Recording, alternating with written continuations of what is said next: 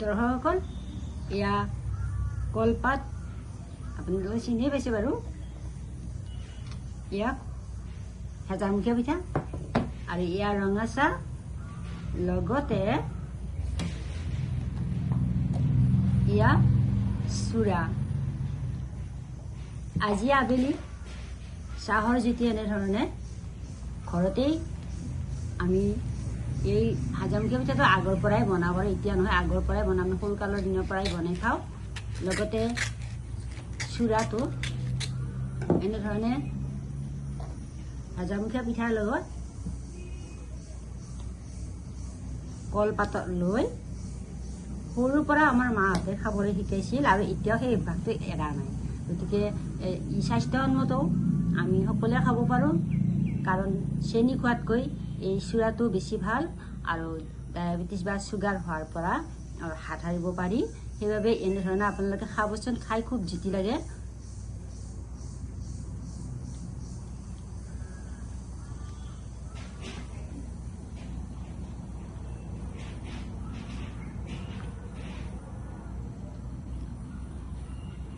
আগতে আমি এনেকৈ পাতত মানে যেতিয়া মায়ে আমাক চুৰা দিয়ে তেতিয়া আমি কেনে খাইছিলোঁ জানেনে এনেধৰণে জিভাৰত চেলেকি খাইছিলোঁ আৰু সেই অভ্যাসটো এতিয়াও আছে নোহোৱা নহয়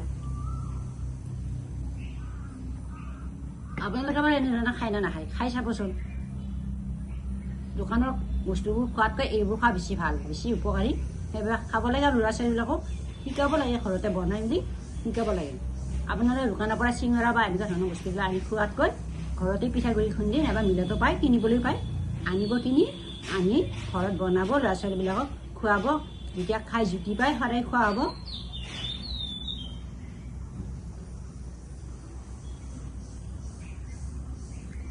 আপোনালোকে যদি আগতে খোৱা নাছিল আজিৰ পৰা খাবলৈ অভ্যাস কৰক